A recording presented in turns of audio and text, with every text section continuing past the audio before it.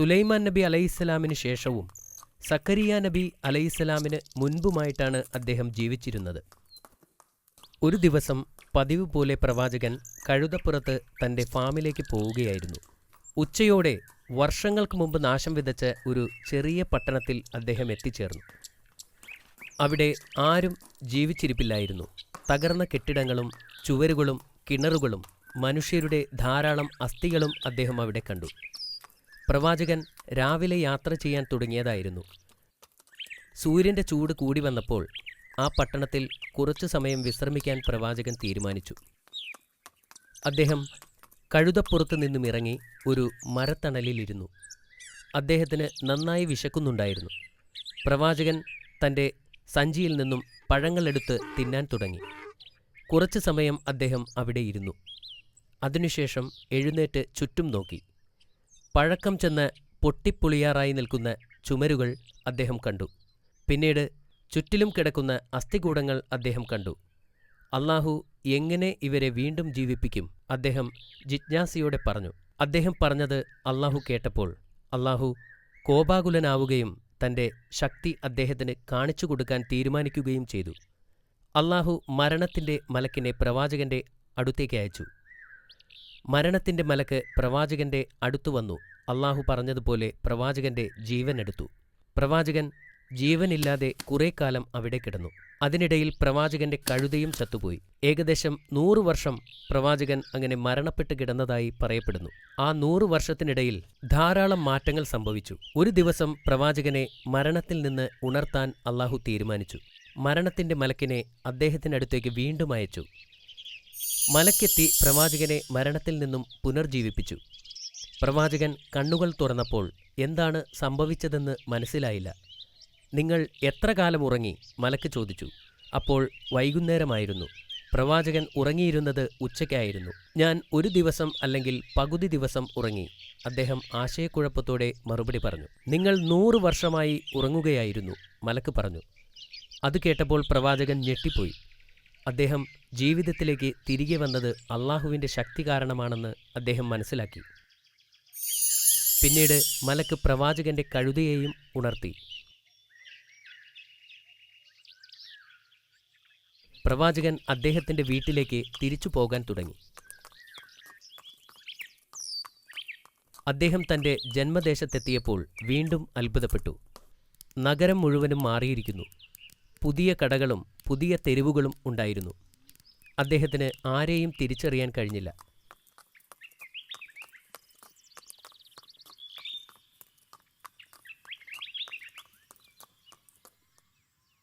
അദ്ദേഹം തൻ്റെ വീട്ടിലെത്തിയപ്പോൾ അവിടെയുള്ള ആരെയും അദ്ദേഹത്തിനും അവർക്കും തിരിച്ചറിയാനായില്ല. ഞാൻ ഉസൈറാകുന്നു, അദ്ദേഹം വീണ്ടും വീണ്ടും അവരോട് പറഞ്ഞു. എന്നാൽ അവർ തല കുലുക്കിക്കൊണ്ട് പറഞ്ഞു അവർക്ക് അദ്ദേഹത്തെ അറിയില്ല എന്ന്. അപ്പോൾ അദ്ദേഹം അവിടെയിരിക്കുന്ന വൃദ്ധയുടെ അടുക്കൽ ചെന്നു. അവർ അന്ധയാണെന്ന് പ്രവാചകൻ തിരിച്ചറിഞ്ഞു. ഇത് ഉസൈറിൻ്റെ വീടല്ലേ? അദ്ദേഹം ചോദിച്ചു. അതെ, അവർ പറഞ്ഞു. എന്നാൽ ആളുകൾ അദ്ദേഹത്തെക്കുറിച്ച് കുറേ കാലമായി മറന്നുപോയിരിക്കുകയാണ്. 100 വർഷം മുമ്പാണ് അദ്ദേഹം പോയത്. ഈ വൃദ്ധ സ്ത്രീ യഥാർത്ഥത്തിൽ ആ കാലഘട്ടത്തിൽ തൻ്റെ വീട്ടുജോലിക്കാരിയായിരുന്നെന്ന് പ്രവാചകൻ മനസ്സിലാക്കി. ഞാൻ ഉസൈറാണ്, അദ്ദേഹം അവരോട് പറഞ്ഞു. അല്ലാഹു എൻ്റെ ജീവൻ എടുത്തിരിക്കുകയായിരുന്നു. ഇപ്പോൾ 100 വർഷം പിന്നിട്ട് അല്ലാഹു എൻ്റെ ജീവൻ തിരികെ തന്നിരിക്കുകയാണ്. ആ വൃദ്ധ സ്ത്രീ അദ്ദേഹത്തിൻ്റെ ശബ്ദം തിരിച്ചറിഞ്ഞു. പക്ഷേ അവർക്ക് ഉറപ്പില്ലായിരുന്നു. അവർ പറഞ്ഞു, അല്ലാഹു ഉസൈറിൻ്റെ പ്രാർത്ഥനയ്ക്ക് ഉത്തരം നൽകും. നിങ്ങൾ ഉസൈറാണെങ്കിൽ എനിക്ക് കാഴ്ച കിട്ടാനും എനിക്ക് നടക്കാൻ കഴിയാനും അല്ലാഹുവിനോട് പ്രാർത്ഥിക്കുക. പ്രവാചകൻ സമ്മതിച്ചു. അദ്ദേഹം സുജൂദ് ചെയ്തു, അല്ലാഹുവിനോട് പ്രാർത്ഥിച്ചു.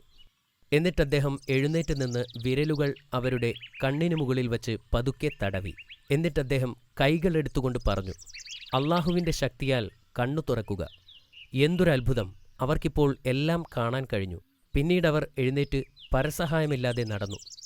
ആ വൃദ്ധയ്ക്ക് ഭയങ്കര സന്തോഷമായി. അവർ സന്തോഷത്തോടെ പറഞ്ഞു, അതെ, നിങ്ങൾ പറയുന്നത് ശരിയാണ്. നിങ്ങൾ ഉസൈറാണെന്ന് ഞാൻ സാക്ഷ്യം വഹിക്കുന്നു. അവർ പ്രവാചകനോട് അവരുടെ കൂടെ ചെല്ലാൻ ആവശ്യപ്പെട്ടു. അവരൊന്നിച്ച് അടുത്തുള്ള ഇസ്രായേൽ സഭയിലേക്ക് പോയി. 118 വയസ്സ് പ്രായമായ പ്രവാചകന്റെ മകനാണ് സഭയ്ക്ക് നേതൃത്വം നൽകുന്നത്. അയാളുടെ കുട്ടികളും വലിയ കുട്ടികൾ പോലും സഭയുടെ ഭാഗമായിരുന്നു. ആ വൃദ്ധ സ്ത്രീ ചോദിച്ചു, അദ്ദേഹത്തെ നോക്കൂ, അത് ആരാണെന്ന് നിങ്ങൾക്കറിയാമോ?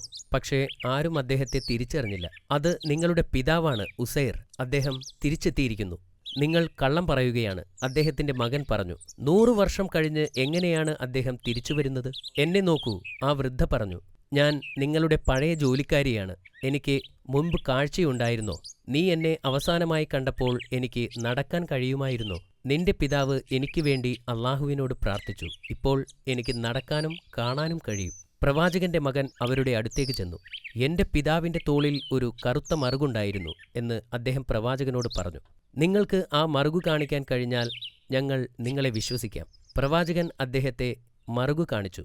അത് തന്റെ പിതാവ് തന്നെയാണെന്ന സത്യം അദ്ദേഹം തിരിച്ചറിഞ്ഞു. അദ്ദേഹം തിരിച്ചുവന്നതിൽ എല്ലാവർക്കും സന്തോഷമായി. പ്രവാചകൻ ഉറങ്ങിക്കിടന്നിരുന്ന ആ സമയത്ത് ബാബിലോണിന്റെ ദുഷ്ടനായ രാജാവ് നെബുക്കദ്നേസർ അവരുടെ മതത്തെ നശിപ്പിക്കാൻ വേണ്ടി തൗറാത്ത് ഗ്രന്ഥത്തിന്റെ എല്ലാ പകർപ്പുകളും നശിപ്പിച്ചു.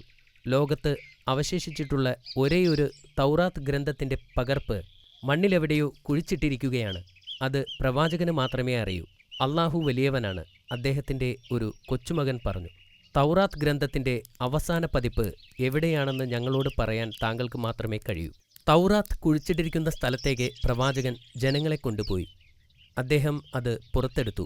ആ പകർപ്പ് കണ്ടപ്പോൾ ജനങ്ങൾക്ക് സന്തോഷമായി. അവരത് നഷ്ടപ്പെട്ടു എന്ന് കരുതിയതാണ്. ആ പുസ്തകം ദ്രവിച്ചു തുടങ്ങിയിരുന്നു. ചുറ്റും കുട്ടികളുമായി പ്രവാചകൻ ഒരു മരത്തണലിലിരുന്ന് ആ പുസ്തകം പകർത്തി എഴുതുകയാണ്. പ്രവാചകൻ ശ്രദ്ധാപൂർവം പഴയ ഗ്രന്ഥത്തിൽ നിന്നും വാക്കുകൾ പകർത്തി ഒരു പുതിയ ഗ്രന്ഥമുണ്ടാക്കി.